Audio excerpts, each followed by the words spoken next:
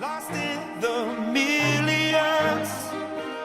Oh, are you my grain of sand? Hey, well, good afternoon. I hope you've had a great day. We've seen a lot of very interesting ideas on stage. So now it's my great pleasure to talk to a man who deals in ideas, who discovers ideas, and talks about how ideas come to us. Stephen Johnson has published 11 books. To be honest, I don't know if I've read that many books. He's very prolific. There is a theme through all of his work. He's probably his most famous book is How We Came to Now. One of my favorites is Wonderland, but I don't have favorites really. They're all equal. He also is a podcaster. So it's hard to put him in any kind of box, except I call him a curious mind who shares his work with us. And so we're going to talk today about innovation. That's what we're all here about. You know, in the startup land, it's all about trying to find innovation. So my first question, Stephen, why do humans like to play? Well, thanks, Tim. First off, let me just say before I answer that question how great it is to be here and how wonderful this event has been. Amazing demos and such great range of demos. So congratulations to everyone involved, and it's a real treat to be here. So play. You mentioned this book and podcast I did called Wonderland, which I started in kind of historian mode. I wanted to write a history of the way that people have had fun over the centuries and millennia, and to talk about all the entertainment forms that we have in our lives today and who invented them and the history of that. And what I discovered as I was researching the project, really before I started writing it, is that while play has a long history as part of what it means to be human, there is a really surprising and fascinating connection between play and innovation. And that there is a disproportionate number of big transformative ideas in society that originated with someone kind of messing around for the fun of it without some kind of high-minded purpose in mind. And that includes music. There's an incredibly interesting long connection between music and computers and technology. And it includes games. I mean, we think about the connection between artificial intelligence and chess and Go and games like that. But I'll give you one kind of example, a little bit more detail, which is in that book. There was a video game created in 1962 called Space War. And this was arguably the first video game ever created. Those of you who are old enough to remember Asteroid. Anyone remember Space War? Anybody? Has anybody Asteroid? seen? Yeah, there we go. It's someone in the Right, you've just shown your age. So there you go. I've actually, if you go to Silicon Valley and the Computer History Museum, you can actually play Space War on a PDP-1 or whatever the computer is called that they have there. It's extraordinary. I actually played it with my 13-year-old son, and it's still surprisingly good. But it's a very streamlined game. And it was created by these engineers at MIT. They'd gotten this new, kind of microcomputer in 1961, 1962. And the big new thing about this computer was that it had a monitor for the first time, right? So there was a screen, so you could push pixels around. So this is back in the days where computers' output was punch cards. Right. So this was the idea that there was a screen was this revolutionary concept. And so they were trying to figure out, what are we going to do with this screen? Like, what can we do to showcase the power of this new technology? And so they decided to create this game. And it was basically, it was a little spaceship, and someone else piloted another spaceship, and you went around a little sun that actually had a kind of gravitational field, and you shot at each other, and that was it. You could make the argument that this game, Space War, is one of the most important pieces of software written in the 1960s. It traveled around all the emerging computer science departments. People added to the code. It's really, in some ways, one of the beginning kind of core examples of open source software.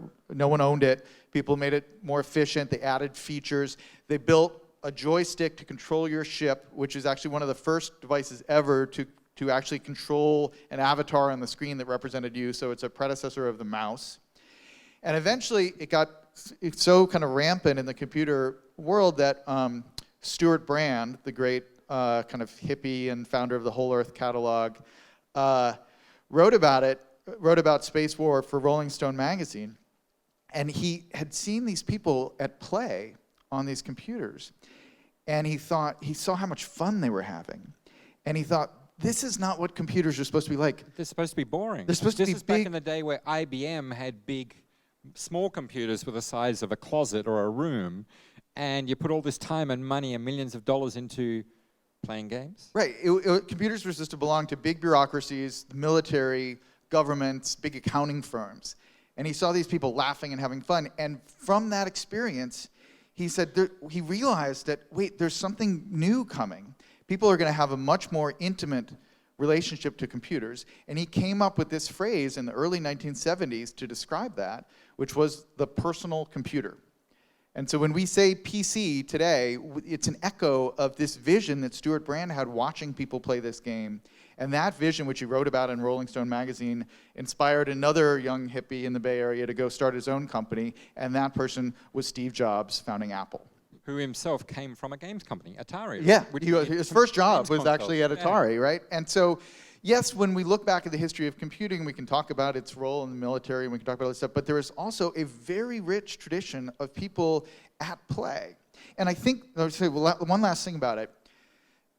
We heard earlier in the panel before a really important point about the value of failure and the importance of kind of having a tolerance for risk.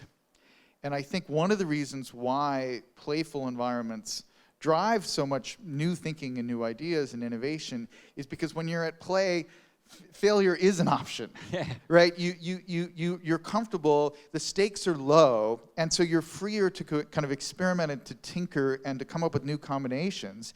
And it's through that playful exploration that you often stumble across a really new and important idea that ends up being useful in a very practical way. And only in play, really, when you think about especially computer games, does risk absolutely get rewarded. Because in so many cases, if you don't take that risk, you're not going to win, right? And you can always respawn if you die, right? Everyone knows that in a first-person shooter. So the idea of pushing the boundaries is it's a fundamental tenet of play in games, isn't it? If you think about it, one of the things that define a game as opposed to other forms of entertainment is that it's always different every time you play it. A game that ends the same way or that follows the same pattern is not a game, right? It's just a fixed narrative, right? And so, by definition, games, and I think this is true of of great art as well and of music, is that there's a level of surprise that makes things interesting to us. And there's a whole kind of neuroscience theory of why that is, why our brains are drawn towards these things.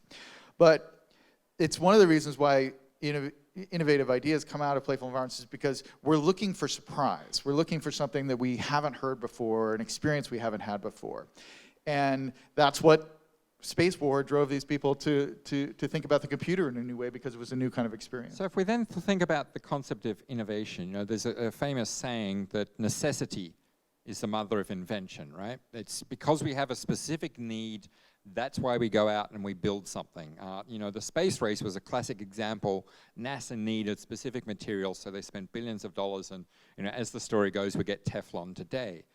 But from your work, it could also maybe be argued that perhaps amusement is also the mother of invention. Is it really the case that amusement will bring enough invention that will change the world? Or do we still need to have a specific goal in order to get to that technology or that innovation that's going to change things? I think in a sense what one really wants in your individual life, but also in an ecosystem or in an organization, is in a sense a kind of mixed strategy, right? So you want to have goals. You want to have serious problems that you're trying to solve. You want to take on challenges that have real kind of consequences or value to society or to your customers or whatever it is. But at the same time, you want to keep alive that spirit of play and have those kind of outside interests or hobbies. So many of the kind of great innovators that I've profiled in my work, one of the things that defines them is that they have a lot of hobbies. Yeah. They're working on a big problem, but on the side they do all these other things, and those side interests, those kind of playful interests, generate ideas or new connections or new associations that they wouldn't have otherwise had that they then bring back to their kind of the main project. So if you're, just to interrupt, if you're a Taiwanese boss and your staff are working till 9 p.m., 10 p.m., you're not going to get innovation out of them. Send them home and send them out to play because they're going to come back with great ideas, right? You've heard it from us. Go back to your boss and tell them that. You need to leave work by 6 o'clock to be a more innovative worker. Or the other version of that is let them bring the hobbies into work, right? So So the great innovation design firm IDEO, that out of which things like design thinking came, a company that spent years and years just doing innovation 24/7. Their co-founder told me years ago this thing that I loved, which is that since the beginning of that company, they're now this massive kind of global company. From the very beginning, they have always had this tradition, which is Monday morning senior management meeting, the very top brass of the company, get together to talk about the clients they've landed or the deliverables they have that week or their Q4 projections or whatever it is. But before they do that, they have this ritual where they basically play a round of show and tell. And what it is they all come in and they bring in stuff that they saw or that they experienced. So they'll be like, oh, I just came back from Japan and I found this weird little robotic doll that's interesting. Or I went to this sculpture exhibit the other day and look at this image that I found of this sculpture that I saw there. And this guy, Tom Kelly, was telling me about it. He was like, from a distance, it's indistinguishable from kindergarten. I know. Right? It's just like, hey, back I to have elementary a toy. school, yeah. But what the reason they do it is that they're setting a tone at the highest level of the company, and in the C-suite, where they're saying, we know that if this is going to be a really innovative company, that you're going to find inspiration from these other places. And you're going to take those ideas and bring them in and turn them into something new in the context of your actual day job. And it's rewarding curiosity, especially outside of work. Exactly. That's cool. And they are, of course, a very innovative company. Right. One thing I want to ask you about in terms of innovation, ideas, and which leads into technology is we often hear about times when people have that eureka moment, that, oh my God, I know exactly what the technology should be, what the process should be. And we make a big deal of that, right? We make a big deal of these big eureka moments.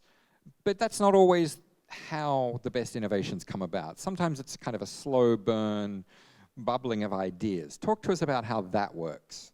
So this is something I wrote about in this book years ago, came out 9 years ago, called Where Good Ideas Come From. And it came out of kind of studying cases in lots of different fields where people had been celebrated for having these transformative ideas.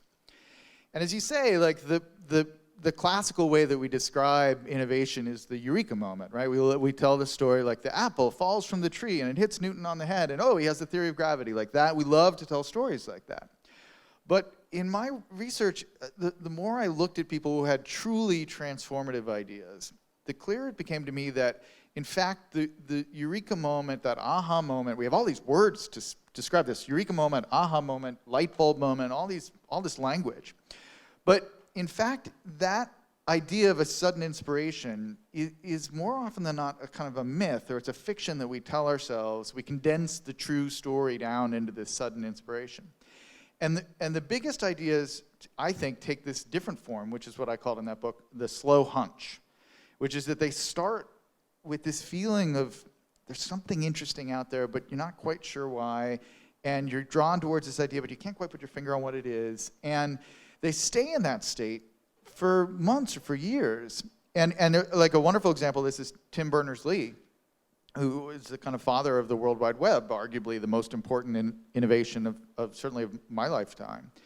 And Berners-Lee did not have anything resembling a eureka moment. He started working as a programmer at CERN, the Swiss physics lab, in his 20s. And he got this new job, and he was around all these Nobel laureates and brilliant people who were walking around in the hallways with him. And he decided to create this little application just to keep track of the people in the office. So it was like building a little social network map of the people in at CERN. So Tim Berners-Lee invented Facebook. Right. Well, there's a footnote in that. Hold on, just hold that thought, because that's a really important observation. But so he creates this little app purely for his own use, and he has no big ambition. He's just trying to remember people's names, and when he meets somebody new, he creates a little entry for them. And if they're working on a project with somebody else, he creates a kind of a link between that person and the other person. And if they have a paper that they've published, he creates a link to that. It's an icon kind of representing that paper. And it's a kind of rudimentary hypertext kind of system. And he uses this, for years, and kind of tinkers with it, kind of upgrades it a little bit, comes up with a new architecture for it. But he's just using it himself, right? Yeah, it's just a little side hobby thing. And then slowly, over 5 years, it begins to dawn on him that he maybe has stumbled across an architecture that could be more powerful than that. And there's this great moment where he has to go into his supervisors at CERN and have that awkward conversation where he's like, I believe I may have invented a global communications medium in my spare time. Oops. Can I focus on this now? And so the point of this is, again, it's like the idea of play. You have your day job, you have your responsibilities, you have products that need to ship, so you need to focus on those things. But if you only focus on those things and you don't keep those hunches alive kind of in the margins and write things down and revisit those hunches, 2 years, 3 years later, because oftentimes the idea you had in 2019 only makes a little bit of sense in 2019, but when you re-encounter it 3 or 4 years later because something has changed or you've met someone else who has changed your perspective or there's a new technology, suddenly that idea is radically transformed. So keeping those kind of hunches alive in your mind and collectively in the organization too, like just allowing people to share. Note-taking itself is a powerful tool, isn't it? Pick up your phone when you have an idea, use your notes app, just write it down. Maybe you'll forget about it, but a few years later you might come across it again and suddenly it sparks it all over again. You know what? I want to paint a picture for you, and if this is familiar to anyone in the room, raise your hand. Sitting at a desk with a cubicle about this high, right? Who's ever worked in an office like that? Just you in your little cubicle, one person raising their hands. Basically, you can't see the person sitting next to you. The only time you see them is when you're sitting in a conference room or maybe bump into them as you pass them on the way to the toilet, which is tucked around next to the elevator. You maybe have a coffee room in the side corner there. You kind of go and make a cup of tea. But during the day, you don't actually see your colleagues very often. I know this is a common thing in Taiwan. I see it all the time in offices. And I want to ask your perspective. You can put that vision in your mind. We often don't think about the physical space. We talk about IDEOS and other places. Talk to us about the importance of the physical space in which we work and how that matters to innovation in a company. Well, I was thinking about, Edgar had this wonderful slide earlier where he was talking about the kind of it takes a village motto that's so important to SparkLabs and also the importance of collaboration, right? So I think we live in a network age. We understand that it's no longer about the lone genius kind of working on their own and having that brilliant idea all on their own. So we understand on some level that collaboration is important. But have we created, as you say, physical spaces that encourage that kind of impromptu, serendipitous kind of discovery that happens when interesting people gather together and have kind of open-ended conversations, that it's not just sitting in your cubicle alone, or maybe even worse, going into the conference room and somebody putting up a PowerPoint presentation, for the 3 o'clock meeting. Oh, yeah. That's where ideas go to die, right? Everybody's just like, oh yeah, let's sit through this bullet point presentation here, and that's not a kind of creative environment. So how do you create? My model for it, is instead of the conference room or the cubicle, it's the coffee house, right? It's the space where multiple conversations are going on.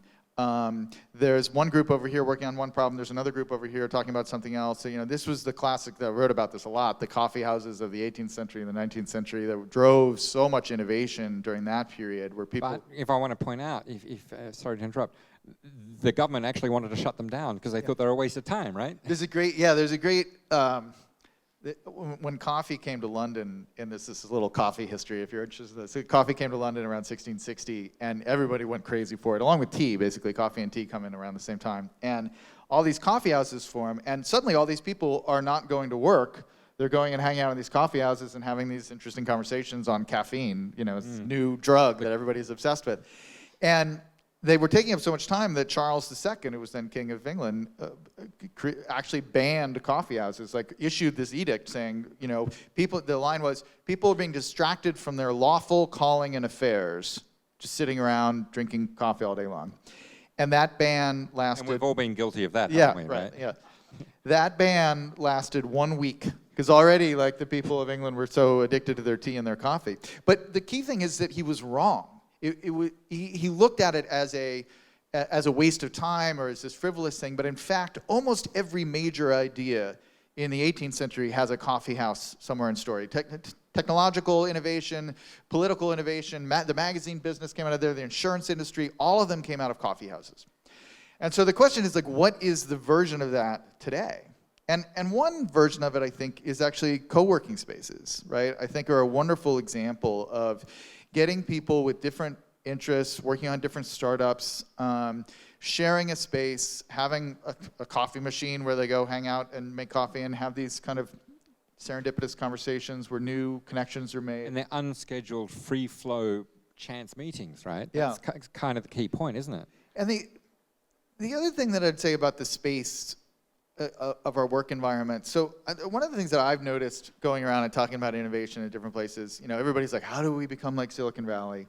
And sometimes I see this phenomenon which I call like the foosball or the ping pong table problem, which is that these companies have heard that Google puts foosball tables and ping pong tables in the offices with its engineers, and that's part of the Google culture, the Silicon Valley culture. Foosball table will fix it. Yeah, so they're like, we put a foosball table in there, but we're still not innovative. And they're like, what is wrong? Like, what's going on? And I think their heart is in the right place. But the point is that if you're going to create that environment that is a creative environment, you have to find things that are actually kind of like indigenous to the culture of the company.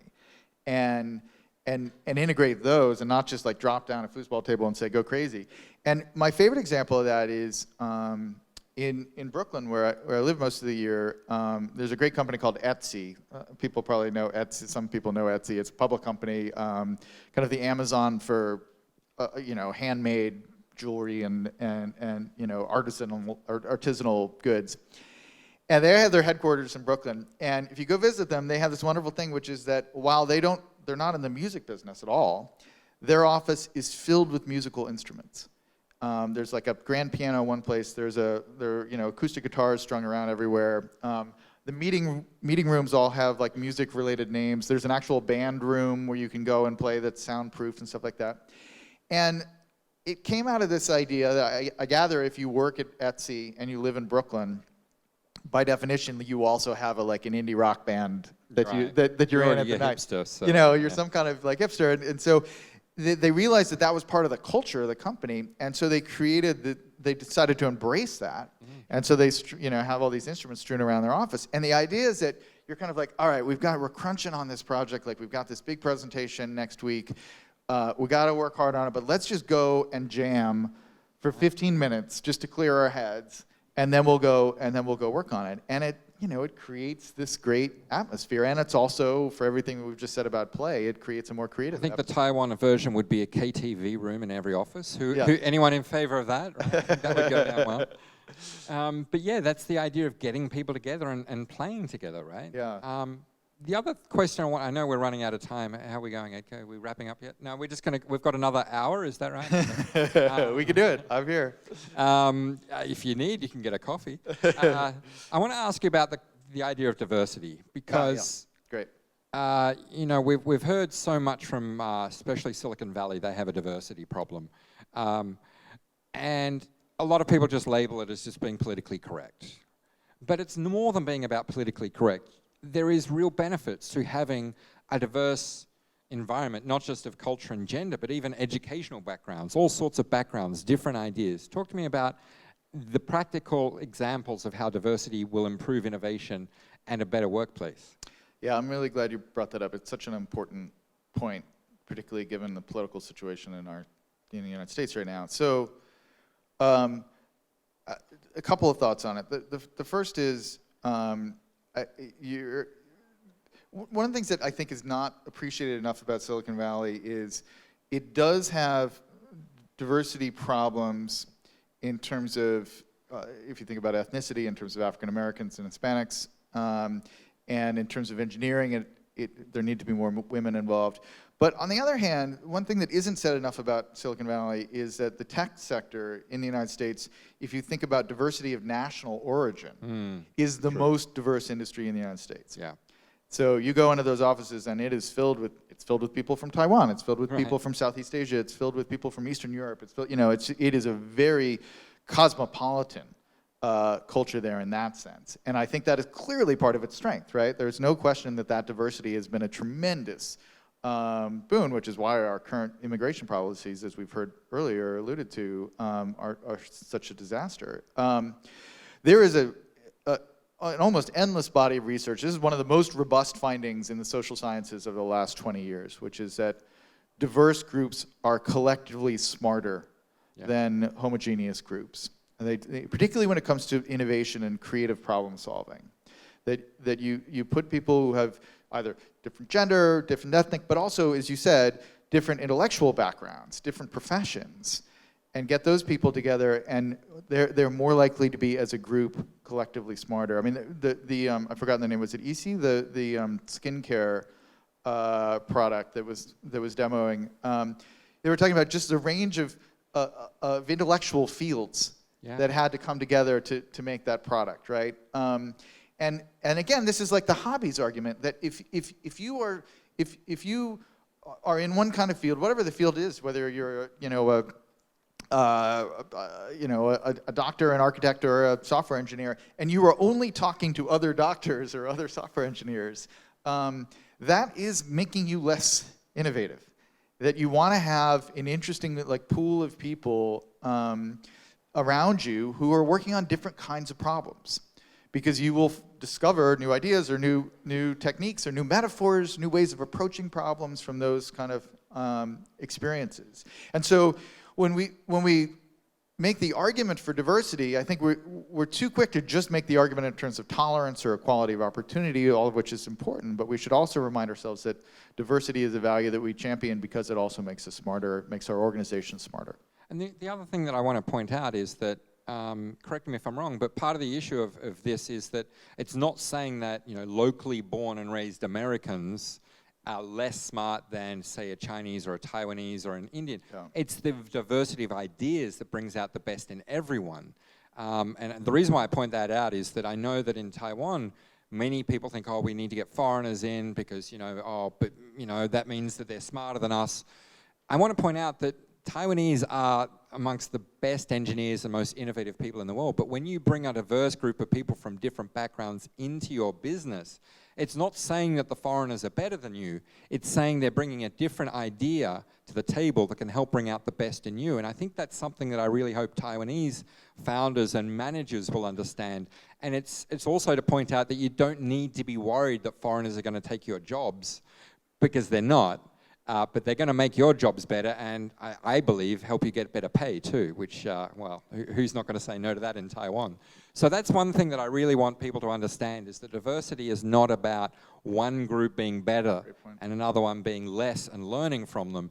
It's about the collective kind of rising tide lifts all boats, right? And that happens, I think, it's a great point. I mean, and the other thing about it that I would say is that that happens on a regional level, as well as in the level of kind of the office or the team meeting, right? So there was a great panel earlier about Silicon Valley today, and I thought, as I was listening to it, one of the great questions is, why did Silicon Valley happen in the first place? Like, why did this place become so the epicenter of innovation in the world economy? And one of the reasons is that the Bay Area and around San Francisco, in the 60s and 70s and early 80s, was this very interesting confluence of really kind of three different cultures, right? You actually had a military culture that was there because of the Bay itself. People thought that the Bay was going to be invaded, and so you had all these, kind of military people. And then you had a kind of an engineering tradition that came out of that, and you had the great education tradition of Stanford and Berkeley and those schools. But crucially, you had a bunch of hippies. You had the counterculture, right? I mean, Steve Jobs again, he didn't wear shoes for like 10 years, And you cannot tell the story of Silicon Valley without talking about the counterculture. Because all those folks who were in the homebrew computer club, if you see that group, it looks like a Grateful Dead reunion, if you look at the pictures of them. And that combination of like engineering chops, like technical know-how, and a kind of radical, the world can be reinvented with new tools in a completely new form that came out of the counterculture, that was the unique cocktail that the Bay Area had at that particular moment in time. And I think that in fact, it's one of the arguments, in addition to the housing costs and salaries and all this stuff that people worry about, is that that the culture's become too dominated just by the tech sector. Yeah. And it's lost some of that eclectic quality that it had, and that may be an advantage for other cultures that are actually more kind of diverse in terms of their professions and industries. You touch on another point that I want you to talk about, is that there is this belief that tech is the only area you're going to find innovation, right? So many VCs and funds and startups are focused on tech, new apps, new software, new hardware, all these things. We always think about tech as being the place where innovation happens, but that's just not correct. There is innovation well outside of tech, isn't there? And we want to remind ourselves of that. I did this book and this show called How We Got to Now a couple of years ago, and we did a whole episode on the innovation of clean drinking water in large cities. Right? I mean, if 100... That is so mundane. 100 years ago, if you lived in a city of 15 million people, which you couldn't even do back then, but if you lived in a city of 3 million people, there were terrible water problems, and you could die of cholera in 48 hours just from drinking water out of a tap. And in most of the world now, we have solved that problem, and that was, of all the innovations, right? That the spread of clean drinking water in large communities around the world is arguably right up there with the World Wide Web and the internet in terms of life-transforming innovations.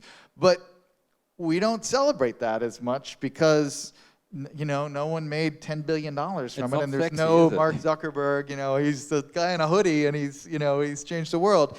And so I think as a culture, it's one of the things I've tried to do in terms of the books that I write and things that I make, is to remind ourselves that there's a wider spectrum of innovation out there.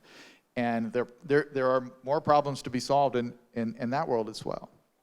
That is one of the important things that I think people need to think about, is it doesn't have to be just in your domain, right? You may be doing hardware and kind of tinkering in software, but there could be food or some other area that you could be interested in that could apply to what you're doing. Or you may just dump all of that and go off into another sector, and you can get a lot of innovation from stepping outside of tech. And I know that Taiwan is so strong in tech, but there is a lot of innovation to be had outside of that, and I hope that people in the room understand that. And I hope the VCs will be thinking that too, will be realizing that not everything has to be tech-focused, because if you've got a good innovative idea, there can also be money to be made from it, which, well, it's not always the major goal, but when you're talking to a VC and you're trying to get some funding, they want to see some money being made, right? That helps. It does help. We're kind of running out of time. We could sit up here for another half hour, but I know that we don't have that long.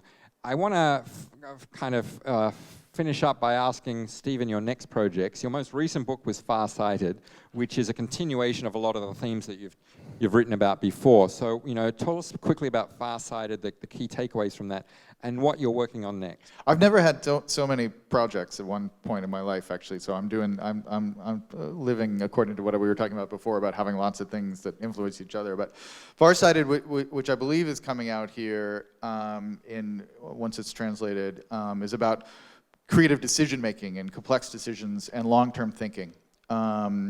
So it talks a lot about diversity and the importance of that. I'm working on the most important project, I would think, to this audience is I'm working on a book and hopefully a television series about really the most extraordinary thing that has happened over the last 100 years, if not the history of human beings, which is that we globally doubled life expectancy in the last 100 years. So basically, globally, the life expectancy was about 41 or 42 100 years ago at the end of the World War I and the Spanish flu, and today it's pushing up around 80. That is as big an achievement as you can measure. And so this project is trying to wrestle with how did we do that? And who were the real innovators behind that? What were the institutions that made that possible? It's an epic story. So that will hopefully come out in about a year and a half. We're going to be far-sighted to wait for that one. So finally, how can people find your work? Obviously, Amazon.com, I would assume, but you're doing so many different things. I will recommend, if I can just butt in and say, go to his podcasts. He's got 2 series, Wonderland from a few years ago, and you've got a current series going on. They're fantastic. But also the books, 11 books, go out and buy them all as a box set. How else can they find your work? Yeah, so the new podcast is called American Innovations, so you can search that wherever you listen to podcasts. And I'm Stephen B. Johnson on Twitter. Searching up the books would be great. Thank you all. I've had a lot of fun. I'm very privileged to be up on stage. Thank you, Edgar, for inviting me. And I wish all of you would have the chance that I do, but please thank Stephen for joining us today. Thanks, everyone. Thank you. A lot of fun.